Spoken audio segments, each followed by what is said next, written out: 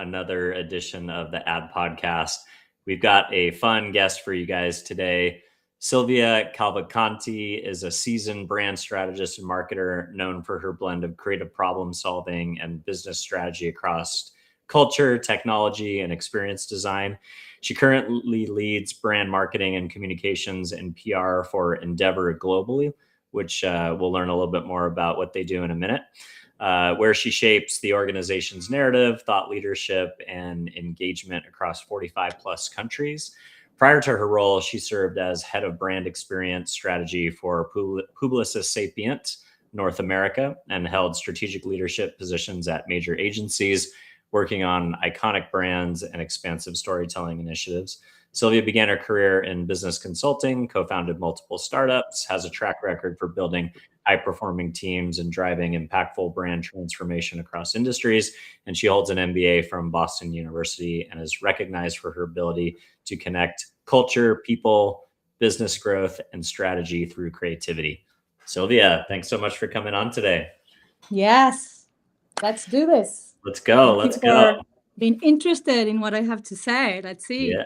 No, 100%. Well, we talked a little bit off camera. When I hear Endeavor, I have, some preconceived notions being a Southern California guy that grew up in the entertainment industry. But we were talking about Endeavor, which is a global organization, a membership group of scale-ups crossing over 45 countries, over 3,000 founders outside of the traditional China and Silicon Valley areas. So for those who aren't familiar with Endeavor, do you want to give the quick elevator pitch on who you guys are, what you do, and then we'll get into some of the specifics around your origin story. So yes.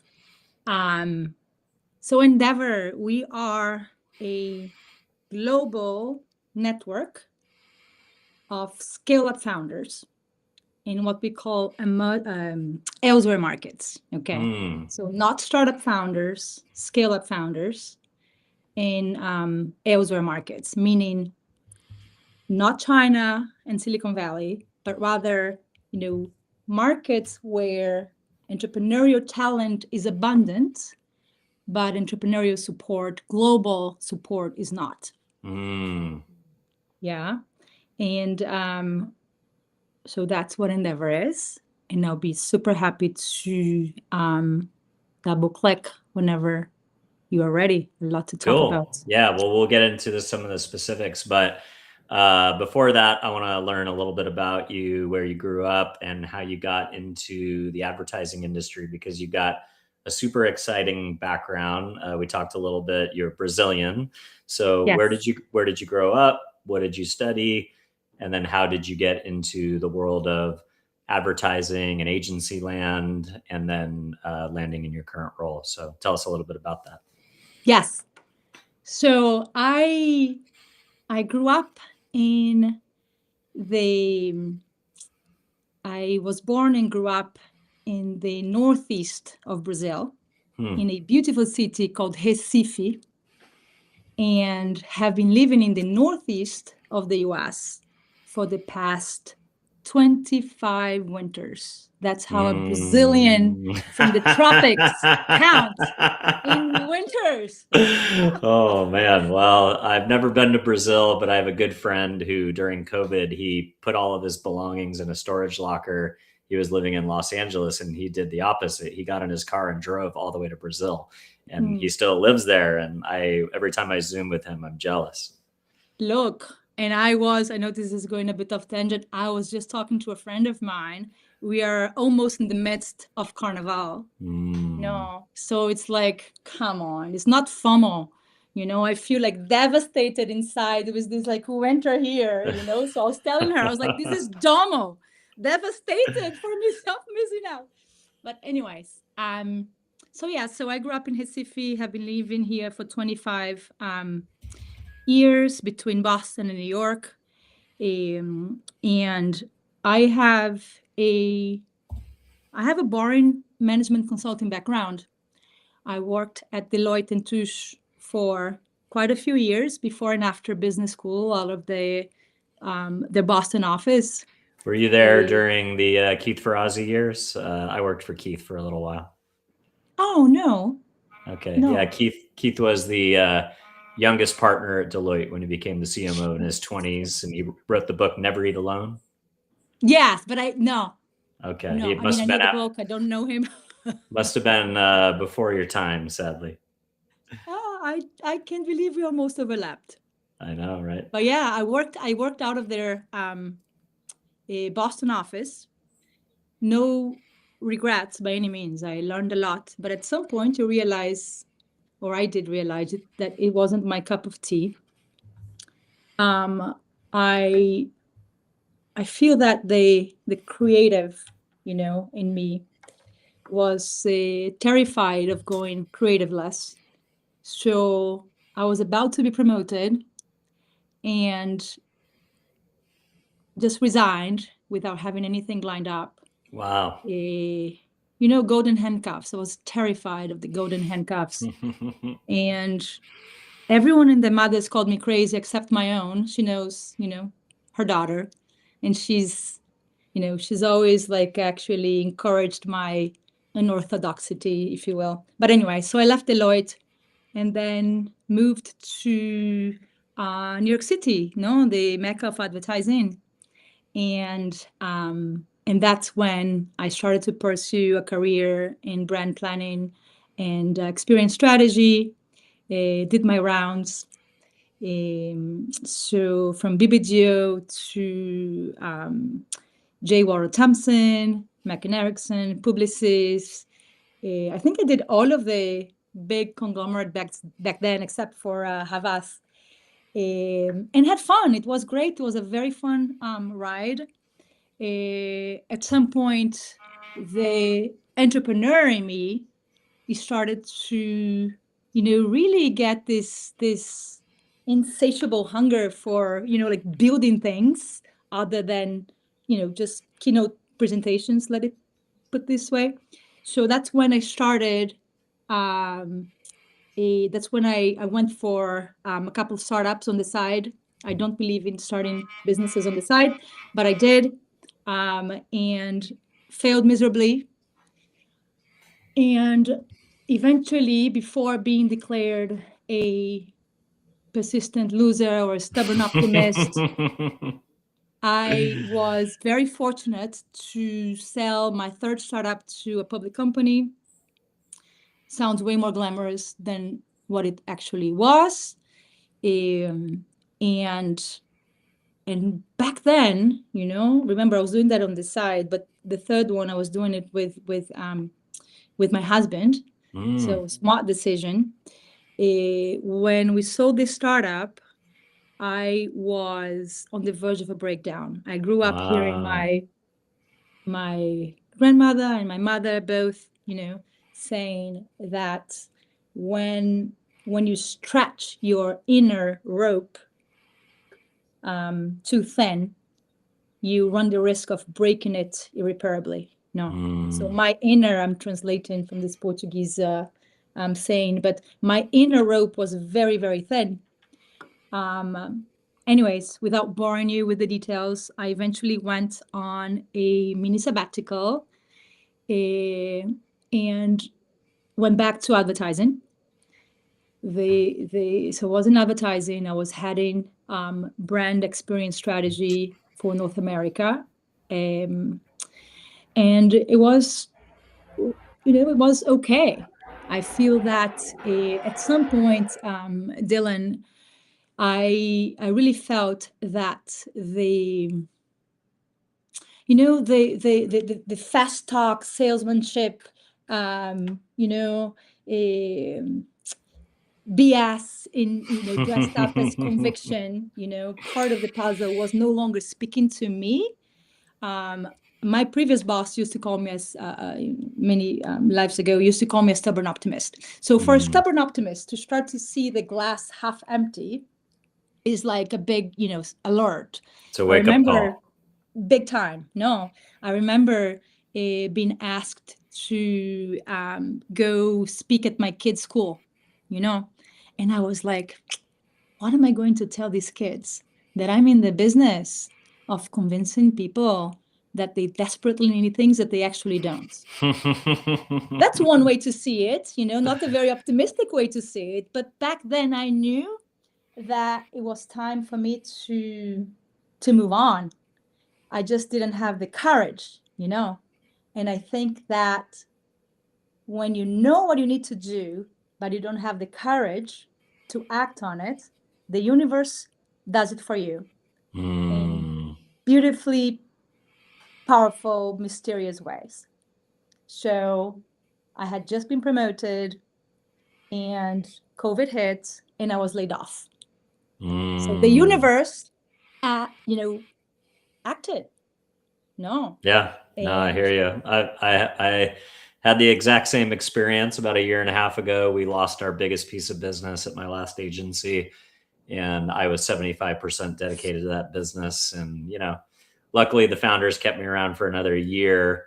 And even though I was still contributing my quota, the former founder didn't take a salary for a year to not give people layoffs. So, but that's what launched me into doing the podcast on a more full-time basis. It's what launched me into fractional consulting. So I totally hear you. Sometimes, actually, I've had 2 experiences in my life where being fired or laid off were the best thing that ever happened to me.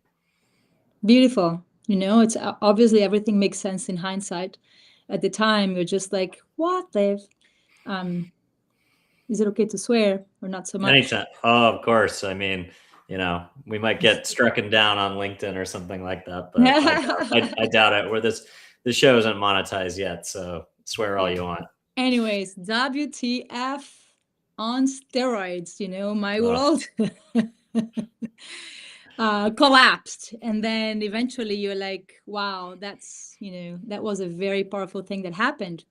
And to get to Endeavor, and then there I was, in between jobs.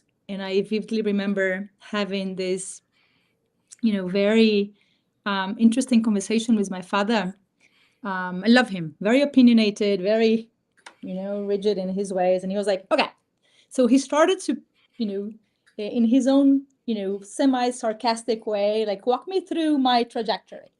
You are very good. You are very good at getting what you want. You did this and did that. What do you want now? And I was like, I don't know. What do you mean you don't know? What industry? I was like, I don't know. Wow. Company? I don't know. Whatever. Marketing? I don't know. And then he goes on to say, well, you cannot get something that you don't know what it is. Good insight. Well, I did not agree with it whatsoever, because back then, I mean, seriously, that's when the light bulb, went off. And what I realized, and I told him, is that there are many more things that I do not know that exist than things that I do know that exist. How can I possibly Endeavor being one of them? I had no idea that Endeavor existed. How can I wish for something that I don't know exists? No. So I told him, no. What I need to know is the pieces of my self-fulfillment puzzle. Self what? Yes. So I knew that I wanted to, somehow channel my creativity, my strategic thinking, play an entrepreneurial role, not just walk with the US. I wanted to, work with the world, and have a noble purpose. And I remember, him saying, okay, anything else? You want a limousine to pick you up? And good luck with that. But voila, 6 months later, I joined Endeavor, and it checks, all the boxes. No limousine, no limo. Hey, that was not one of the boxes anyways. I'm sure that's coming eventually. Yeah, so that's that. So 4 years ago, I joined Endeavor, and truth be told, I joined Endeavor without necessarily knowing what the heck Endeavor was. Okay. Yeah. Mm-hmm. The management consultant in me tends to categorize the people that I work with or for on a imaginary matrix of sharp by kind. You want to work with people on the top right quadrant. Yep. So as I was interviewing at Endeavor and other places, I was plotting the people, no? Ta, ta, ta, ta, ta. And then I looked at Endeavor's matrix and I'm like, oh my God, these people are off the charts. I want to work here, but what the heck is this place anyways, you know? Seriously, because the whole narrative was not necessarily pinned down. So is this, an incubator, an accelerator, a fund? It's a nonprofit. It has a fund. Is it a fund? Is it, a club of the unicorn? What the heck is this? And so I was very, very inclined. And lastly, I came across the co-founder and CEO of Endeavor, Linda Rothenberg. She wrote a book called Crazy is a Compliment. And I was like, okay, where do I sign up? Where do I sign? Yes, I want to be complimented for my craziness. So anyways, next thing you know, I joined, and it's been a very, very fun and fulfilling ride. And so what the heck is Endeavor? That's when you ask me, what the heck is Endeavor? Yeah. Well, hey, so now we have a general idea. So, the picture that you painted for me so far, I think of like entrepreneurial organizations like Founders Collective, or maybe Patal in the marketing world, or brand innovators in the marketing world. So you talk about this membership of scale ups, not startups. And you also talk about this element of from, the otherwhere, not from the traditional Silicon Valley and China, these two innovation centers where most innovation and venture capital get deployed. So first of all, how did you guys build this network? And second of all, what do you guys do with this network? Is it to support the founders, to support each other, to give back, maybe a little bit of all of that? So walk me through the history and why does Endeavor exist? What is its purpose in the world? Yes, great. So Endeavor is a 3-decade endeavor. It was it's almost like 30 years in the making. I know. It's just that up until very recently, Endeavor worked as, an under the radar, well-kept secret of unicorn founders in emerging markets, if you will. But so yes, what are we? We are, this global network of scale-up founders, and we currently support over 3,000 scale-up entrepreneurs, scaling their businesses across 50 countries and counting. And what we do, Dylan, is very simple. So we have a very thorough, a very robust, like boots on the ground selection journey, and in which less than 1% of the candidates end up, joining our network. And when you join, we do 2 things, very, very simple. We help you scale faster and multiply your impact. So we help you scale faster by giving you, I like to think of it as an unfair advantage. So access to global markets, smart capital, and the most precious thing of all, which is access to highly curated connections with peers and innovators who've walked in your shoes. So arguably saving you years and years and years of mistakes, so you do scale much, much faster. So imagine, and by the way, we focus on selecting scale ups that are at a pivoting moment and with potential to scale 10x. Okay, so let's imagine you've 10x'd. Now what? Now we highly encourage you and give you a platform for you to pay your success forward to the next generation of entrepreneurs entering the network, training, mentoring, and investing in them, because that's how we in essence create a ripple growth effect, or what we like to call the Endeavor multiplier effect, right? So and why? Because this is how you jumpstart and you build thriving entrepreneurial communities. That's what we've been doing for almost 3 decades, from Brazil, Argentina, Colombia, Mexico, to Malaysia, Indonesia, Vietnam, Nigeria, Kenya. Recently opened our off, well, not recently, a year, Ukraine. We have Lebanon, Greece, all over. So that's how we build thrive in entrepreneurial communities, through this multiplier effect. So we basically get our founders. The multiplier effect is your ability as an entrepreneur to impact the success of other founders. So that's what we do and why we do it, if you will. I love it. It's very cool. I recently became a media partner of an organization called TechCon, and I cover their conference here in San Diego, and I'm about to go with them to Austin for their first conference outside of San Diego.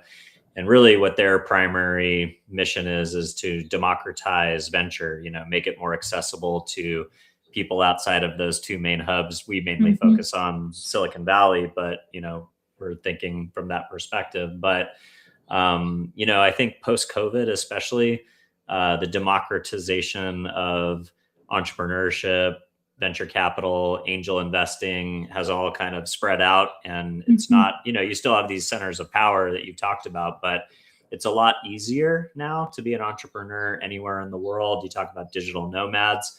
But the other thing that I've found really kind of fun and exciting about the podcast actually is that whenever I interview a entrepreneur outside of America, from Israel or from Mexico or from, some place outside of the US, the podcast views go crazy. Like I had a interview with a Russian entrepreneur living in Israel, or working for an Israeli VC living in Abu Dhabi recently, do 35,000 views on LinkedIn. So there's something about the algorithm really loves this type of an audience too. So I can talk about this all day and would be glad to platform any of your founders if they want to do the show in the future. But so I love this idea. I love the idea of democratizing access for entrepreneurs, but also the idea that, these amazing unicorn companies can be found anywhere in the world is super exciting. And the fact that you guys have been around for 30 years, curating and accelerating this community is awesome.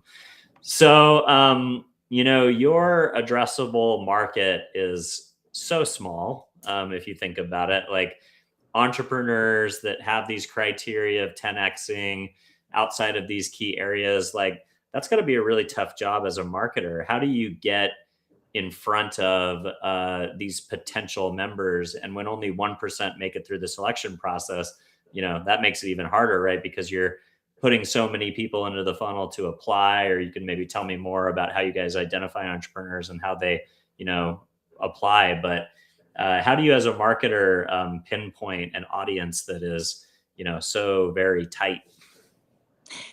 So look, let me break this down. So we have boots on the ground, as we call it, pretty much in all of these markets, right? So our selection process starts on the local level. When I say local, meaning Brazil, in the country level, and it's less about, we keep a very tight pulse on those entrepreneurs with potential to become Endeavor entrepreneurs. So it's a journey. It's not like an application process that we put on the website and people apply. It's not. It's word of mouth almost.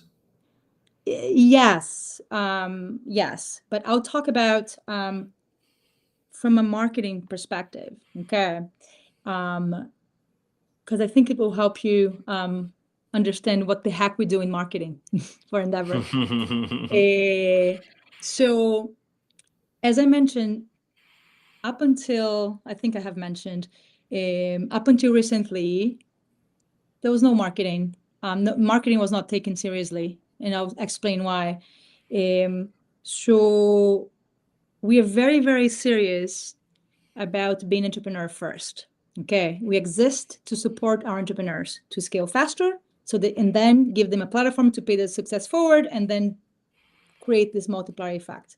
Anything that does not support our entrepreneurs is seen as a distraction. So for a long, long time, like, why marketing? We don't care. It's not about Endeavor. It's about Endeavor entrepreneurs. So no reason for marketing, except that what started to happen is that global expansion is started to become on the top of our entrepreneurs' radar. And just because you are a big deal in, say, Argentina, Mercado Libre was one of our very first companies. Mercado Libre today is valued over 130 billion dollar. But anyways, so just because you're a big deal in Argentina doesn't mean that you're going to be a big deal in Pakistan. Okay. So intuitively, there was the idea that, what, we need to, entrepreneurs are growing and going everywhere. So we need to invest in our brand. We need marketing. Great. Yes. 4 years ago. That's why I have a job. Now, my first role as the marketing lead back then was to, not to rationalize my existence, but basically to help, my peers, MDs all over the world, understand, help us go from a strong feeling that we need marketing, to strong conviction, so from feeling to conviction. And the whole idea started, my first job was to get us to understand that, yes, we needed to build a badge of honor brand, because by building a badge of honor brand, we would inevitably be helping our entrepreneurs more seamlessly attract talent, investment, partners, wherever they go. Okay. So yeah, it's like being a Y Combinator alumni, something like that, right? Exactly. Yeah. So that's, I just wanted to give you the context for why marketing at Endeavor to begin with. Okay. So, and we are building a badge of honor brand that our entrepreneurs can carry along with them. Now, if we think about culture, driving cultural relevancy today has become harder than ever. Okay. On one hand, we have a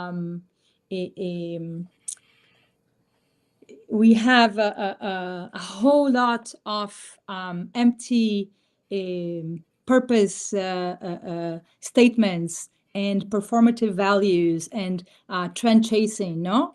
And on the other, you have what? You have mistrust. You have scarce attention. You have a multitude of content.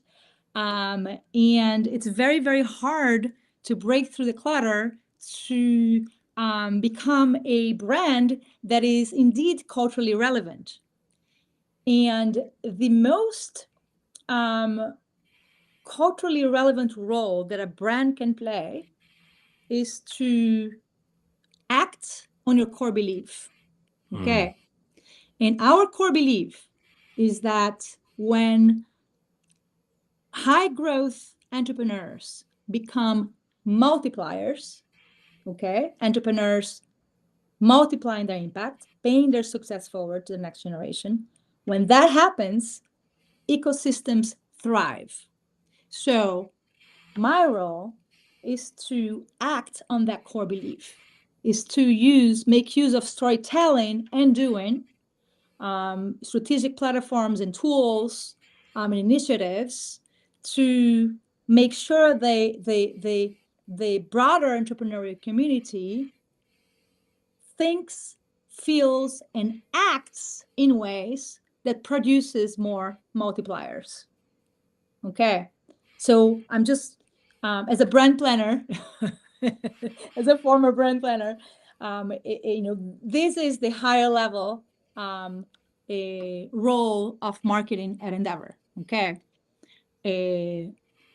produce more multipliers in elsewhere markets.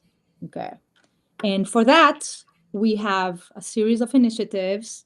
We run two operations right now. We have an in-house creative agency, and we have an editorial platform, right? A content platform, a new media type of content platform. And everything we do coming out of those two platforms are aimed at what I just mentioned. Okay. So, by the way, I know your listeners cannot see this, but so this is our digital magazine called Elderwear. Oh, wow. I love that. And not just a digital magazine, it's a premium print product too. Well, yes, I mean, last year we just debuted. So last year we turned all of our stories we compiled the best stories into this print magazine. And it's been a terrific, really, really terrific project that we started, under the radar. There are a lot of projects that we do. We do a lot of experiments. And this has been a fabulous one, because in the end of the day, this particular side of the marketing house was that we really aim to shape how the industry thinks about global entrepreneurship, right? Debunking the misperception that innovation only comes from a few zip codes. We know that's not true. And also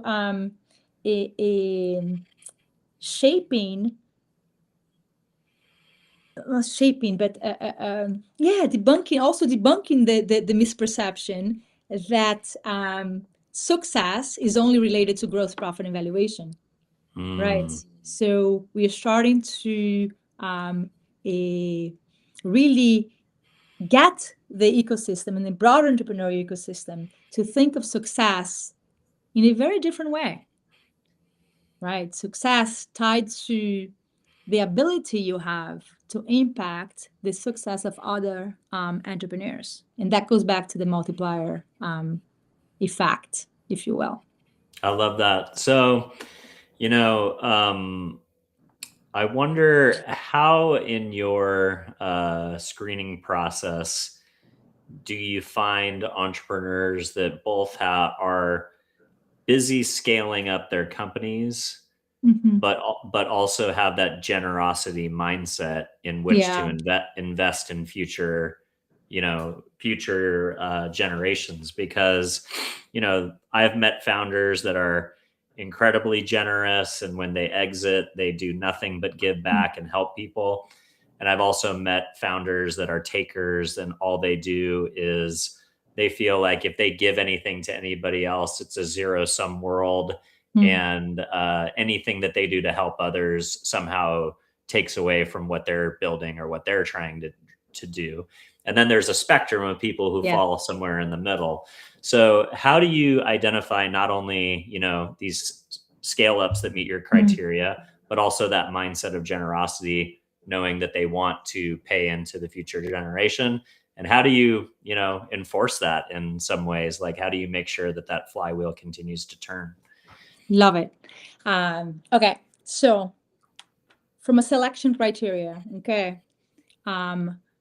we base our selection criteria. There are like three key tenets: the entrepreneur, the business, and timing. Okay. So we want to select entrepreneurs that are that have radical conviction. Okay. Think long term and have a bias towards multiplying impact. Okay. That bias is not always obvious, but I'll get to that. Second piece of the puzzle, the business. So we look at scalability, defensibility, and your growth strategy. Okay. And then I talked about timing. So are you at a pivot? Are you ready to scale tenfold? So this is, in a nutshell, these are the, the key criteria. Now, as far as the entrepreneur, look, truth be told, when entrepreneurs apply, okay, to join our selection journey, the vast majority is not really thinking about paying their success forward. Okay. Two pieces of the puzzle, as I mentioned, scale up, multiply impact. They want to join. Oh, look, the celebration. Let's go. Let's go. You hit the nerve. So they want to join because they know of our track record as far as like getting the community to help each other. They know they will scale super fast. Okay, that's what they are interested in, and they do it. They scale much, much faster, okay, with the help of all the other entrepreneurs, investing in them, sharing advice, mentoring, It's like incredible. Now, they get so much. It's almost inevitable for them to then want to send the elevator back down. Yeah, they see inevitable. They get to experience it, so it's almost impossible for them to not, want to participate in that in the next round. It is, frankly. Yeah. Now, the interesting thing, and that gets me like really excited, is that so we started to visualize that, our founder, the multiplier effect of our founders, okay? Their ability to impact the success of other founders, okay? The goal was, okay, my 8-year-old nephew needs to understand what he's seeing, okay? So this visualization is comprised of you, the entrepreneur, and then imagine, I wish I had it here, logos of companies, all the companies whose founders you have trained, mentored, or invested in. Okay. So imagine we have this visual artifact, which we see a huge potential for this to become the new yardstick of success. Okay. Why? Because the incredible thing is that our entrepreneurs, they eventually realize that it's when they multiply their impact that they truly experience success. Be it because they derive a great deal of fulfillment, be it because that's how they leave a legacy, be it because that's how you're turbocharging your network. You're supporting the future use. You know by experience that when you receive all of that, you poof, So you're doing that too. So anyways, and if we think about like historically, okay, entrepreneurial success has been defined by growth, profit, and valuation. Nothing wrong with it. As a previous entrepreneur, love growth, profit, and valuation. But they know, and other entrepreneurs know, that it's when they pay their success forward, when they multiply their impact, that they truly experience success.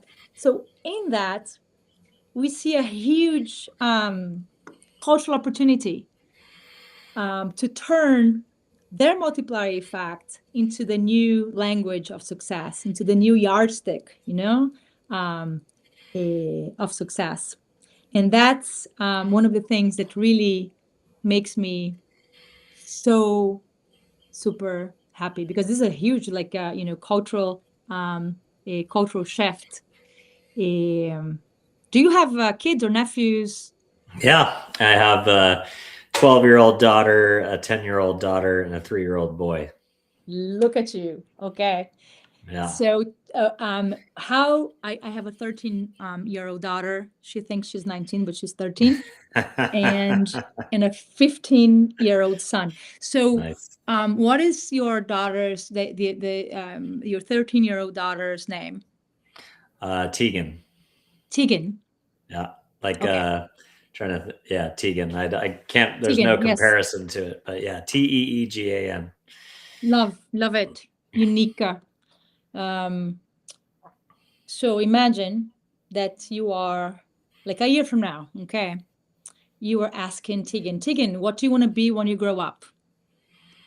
And her answer to you is not, I want to be a TikToker or no, or even like I want to be an entrepreneur or I want to be an investor. Imagine that her answer is, I want to be a multiplier, an entrepreneur that more than scales, multiplies. Yeah, it's a mindset. Impact. So that's the mindset. That's that should be part of our KPI, honestly. So that's the cultural shift that we are going for, because that's how you grow. That's how you build, ecosystems. Yeah, it's amazing. So as a marketer trying to show up in the places that entrepreneurs like to show up, are you guys, building community or activations at moments in the cultural calendar in which entrepreneurs congregate? I think of like South by Southwest or Tech Week LA, Tech Week San Francisco. Tech weeks are now popping up all over the world. Where do you show up in the real world to meet entrepreneurs where they are? Yes. So we have a lot of events that we host for our entrepreneurs. Retreats. Every month we have what we call an international selection panel. Half of them are virtual, half are in person, and those are like big events in which our entrepreneurs eventually become panelists. They become the ones, interviewing those entrants. So we have interesting. Yes, So it's yes. So the selection process is not some arbitrary committee. It's the entrepreneurs that have effectively graduated from the program. Yes. Yeah. Not only entrepreneurs, not only seasoned entrepreneurs. So Vlad from Revolut,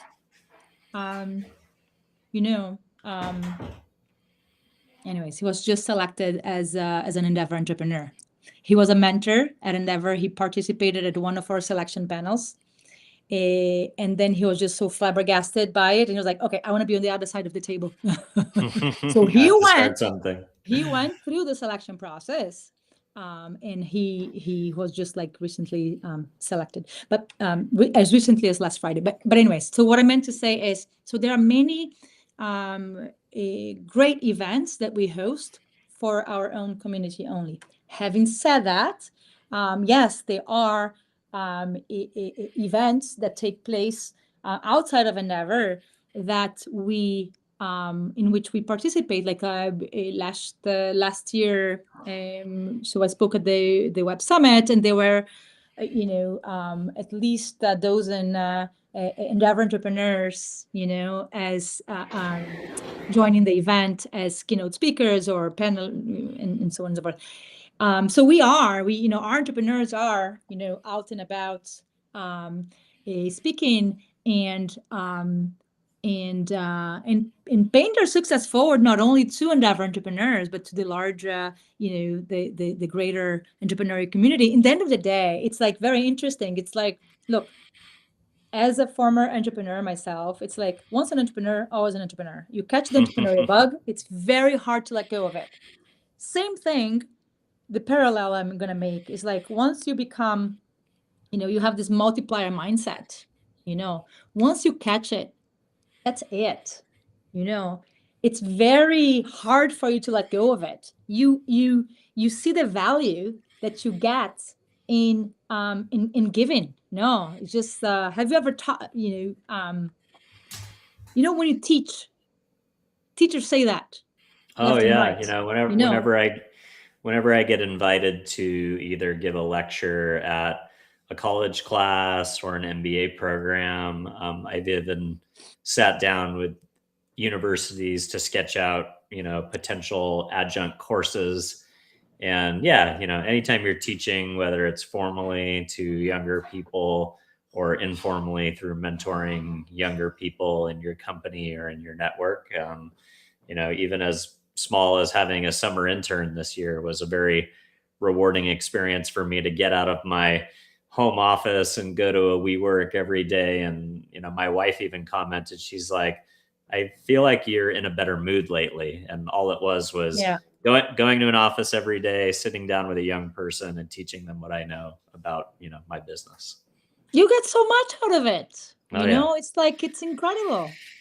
And then yes, we are like now like Davos, so like Matti from 11 Labs, so they're all over. I mean, come on, it's like a 3,000 over 3,000 a high caliber founders building extraordinary businesses, and they are extraordinary founders, so they who eventually cannot let go of this multiplier mindset. Yeah, I love that. I think of also like an organization like a YPO. You talked about this idea of building a badge of honor brand, which I think is very unique. I've never heard it formulated that way, but I know people in YPO who have sold their company, and then YPO gives you 2 years as like an alumni member, an exited member. If you don't start another company in the next 2 years, you get kicked out of YPO. And I've seen people start companies strictly just to stay in YPO because that's like that badge of honor and that community and how much that group of people means to that particular group of founders is that important. How do you build kind of that badge of honor brand where people are so aligned with you from who they are foundationally as a business person, but just as a human being, that they care that much about the designation and being in good standing with your brand? Yes, it's interesting because in the end of the day,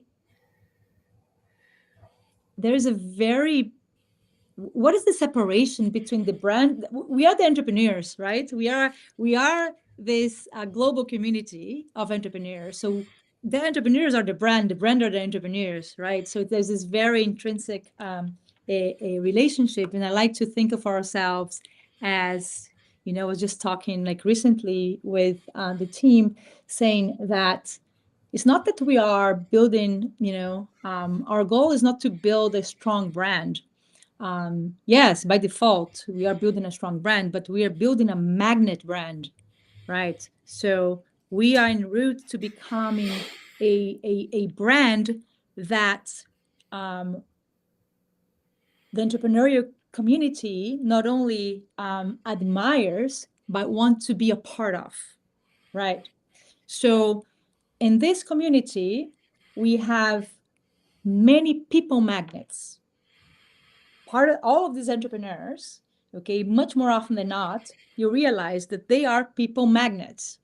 So to build this badge of honor brand, we equip these people magnets. We equip ourselves with the right narratives and tools that they need to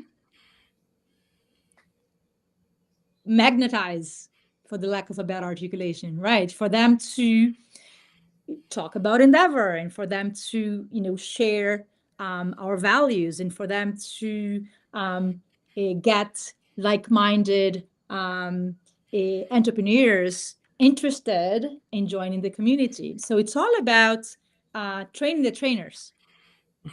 That's how I believe we build a badge of honor brand, because everyone in the community has a vested interest in that the next round of entrepreneurs entering are like-minded. So they better step up and do their work by virtue of, talking, sharing. So it's a beautiful thing. It's a virtuous a cycle that we create, if you will. And as a matter of fact, another key tool is comes in the form. Look, as I mentioned, so there are two key narratives that we are driving. The power of elsewhere. All of these entrepreneurs, they are innovating in elsewhere markets, right? And they know that if you can make it elsewhere, you can make it anywhere and everywhere.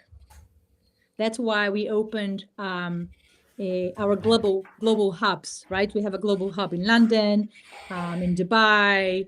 We are just like 2 weeks from now opening our global hub in Singapore, San Francisco, New York.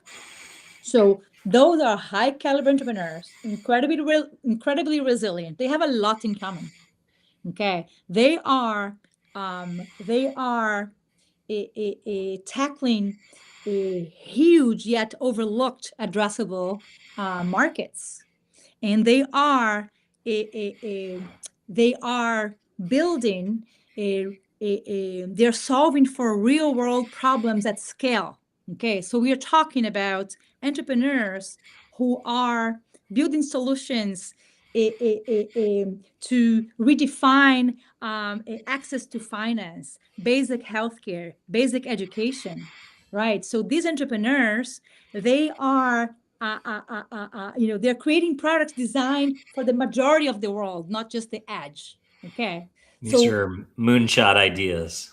Yes, right. So in that, why I'm saying this, because they're very like-minded. They're very, very passionate about building these solutions for problems that they've lived themselves. Okay, so that's one part of the puzzle, one part of what they do.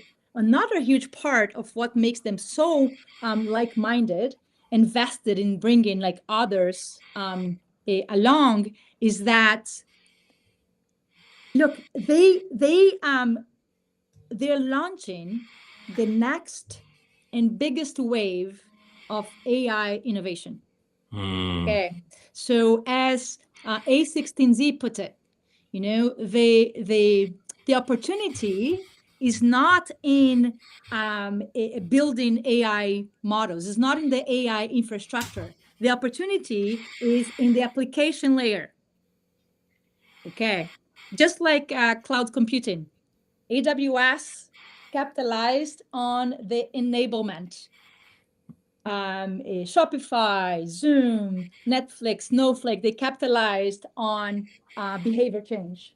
Okay, that's where the big opportunity is, in the AI application layer. 70% of the AI application downloads happen outside of the US. 70%. Interesting. Wow. 70% of the users, the bulk of the users are, global. Bulk of developers are global. Winners in this space are global. Okay, so those two key mindset behavior of our entrepreneurs, they make them that's what makes them like-minded. That's what makes them really, they want to recruit, to select the best, and that makes them incredibly vested in attracting entrepreneurs that will build this badge of honor. Makes sense what I'm saying? Oh yeah, definitely. You said something else that I want to go back to, which is your marketing strategy is a blend of an in-house agency and a new media company. You mentioned, you mentioned some other VCs that have been tremendously effective in building their media presence as part of their they can match capital with audience now. The All In podcast is a top 10 podcast. It's not something that just venture and innovation people listen to. It's something that the global generic audience tunes into the same way they would tune into Joe Rogan or a general cultural interest show. A24Z also hosts Tech Week San Francisco and LA, where they collect the email addresses of every single person that goes through that activation through Partyful, which is another one of their investments. They've been incredibly effective in building a distribution network on behalf of their portfolio companies. And that's part of the reason why, their portfolio takes their money. I love this idea that you were thinking about building a media property in addition to a marketing channel. How important is it to build that, that added value content layer, but also that audience in your marketing strategy? It's very, very important. Our goal with this content platform is to, as I mentioned, get the industry to rethink their misconceptions about global entrepreneurships, to get them to shape their thinking on global entrepreneurship. And the interesting thing is that we have a very privileged, vantage point from like 30 years, almost 30 years of experience across, different verticals and geographies. And what we created a disciplined approach to turn all of this boots on the ground, cross vertical, cross region knowledge and experience into what we say, if not for endeavor, type of content, right? Mm-hmm. So the content that we put forth in written format for now, we have our podcasts underway. This content is it's beyond the headlines. Okay, so no, it's not about round raising. Amazing. Look, yeah, we raise around, great, amazing. But we talk about what's behind the scenes, okay, the good, the bad, and the ugly before the round was raised. So we share, provocative points of view on the state of those elsewhere markets. We share, one of our editorial lines is called Endeavor Untold, which is all about the untold stories of scale-up founders. So we have pretty extraordinary founders behind some of the most successful companies worldwide, sharing the emotional hurdles they've navigated throughout their scale-up journey. So things that no one talks about, like depression, anxiety, and a whole lots and lots of things. So yes, I mean, we can't, we have all this knowledge, all this experience, all this, and we're like, okay, wait, what are we doing with this? Let's share it with the world, because this is very, very important. No, this is the type of content that you cannot really find anywhere else. You can only find it elsewhere. I love that. I am the chief revenue officer for a nonprofit that raises money for children's charities through golf events for VC and private equity. And my chairman for a long time said, yeah, we don't need marketing because we're an invitation only group, much like you were talking about. We don't want anybody to know what we're doing. We're private, our sponsors are private, our members are private. And I got him to come around to the idea of documenting and creating videos of our events and doing recaps and stuff, because, even though we don't need to recruit, it's the FOMO factor of showing that we don't need to recruit is kind of the recruitment in itself. So how much is that kind of FOMO factor of, documenting your entrepreneurs' lifestyles and the power of the network? And even though you don't necessarily you're not an open for application organization, but how important is it still, even for closed membership only, invitation only organizations, to still be telling their story so people can follow along and have that as an aspirational brand that they can look up to? Yes.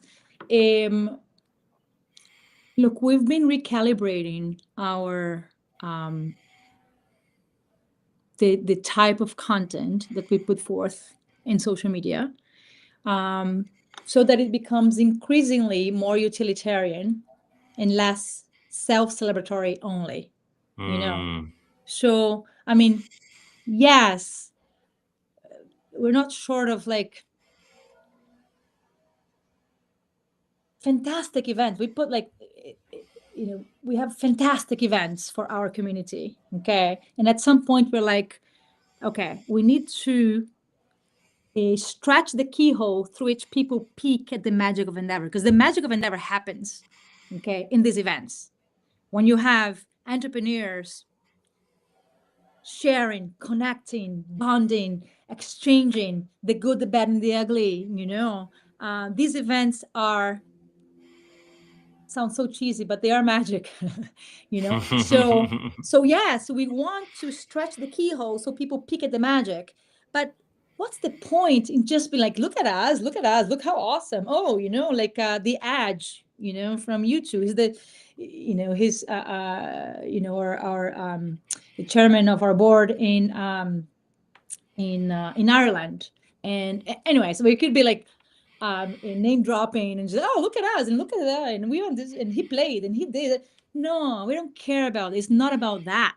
Yes, it's important to have a little bit, have a 20%, maybe 15% like FOMO, but we need to make sure that whatever we share serves a utility. Okay. What are we doing for people? What are we doing for our audience?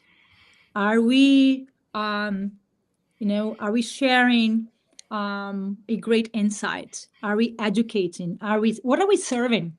Okay. Because even like an event announcement, okay, you can announce an event in very different ways, in a look at us way, or you can share something incredible that just happened in that event that makes you think and makes you smarter. Okay. In the end of the day, regardless, by the way, I think, regardless of the industry, we're all dot connectors. Okay. Forget about entrepreneurialism. We are all dot connectors. We connect dots for a living, all of us. And as far as entrepreneurship goes, there's so many dots being connected all the time. And I feel like our job, content-wise, is to ensure we are, serving precious dots for people to connect and for entrepreneurs to connect. By the way, it's not our job. When it comes to like startup, there are playbooks for everything. No playbook for this, playbook for that. When it comes to the scale up world, there's no playbook for scaling a business. There's no playbook. So there is not a how-to scale from Latin America to Southeast Asia. There's no how to scale your culture from 100 to, there's no how to. What there is it's more of an aha tool, so we serve dots for you to connect. And that's basically what happens when we host these events for our entrepreneurs and we put them together. They're not telling each other, oh, you should do this, you should do that. No, they're sharing their story and their experience. And by virtue of, listening to all of these different stories and experiences related to a particular topic, okay, scaling your business from A to Z, you start to connect the dots, and deciding what dots to leave out of your a puzzle is as important as deciding what dots to leave in. So yes, what happens in our events is massive dot connection. And when it comes to content sharing, my job, the job of my team, is to share very precious dots, not just a dull look at us type of content. I love it. Well, this has been fascinating. I did not know about Endeavor until today, and I am excited to have learned. As I mentioned, I'm a big proponent of equity and access into the entrepreneurial world, whether that's financing or, females, or the idea that, a great idea can come from anywhere, not just Silicon Valley. So I'm supportive of the mission. I'm excited to interview any of your founders in the future. So open invitation if you want to send anybody our way. Last but not least, Silvia, if you could send people to connect with you or learn more about what you guys are doing, where do you want to send folks? Endeavor.org/stories. Amazing. And for those of you who are watching at home, if this is the first time you're seeing the show, don't forget to give us a subscribe or a follow. If you give us an honest review on whatever podcast platform you happen to be listening to the show, that's how we find a larger audience organically. And if there is an entrepreneur out there somewhere in your life, maybe a marketer who could maybe get value from the conversation that I had with Silvia today, or just somebody who you think would enjoy the conversation we had, don't forget to share the show. And with that, I will thank you for coming on, Silvia, and we'll look forward to following along in the future.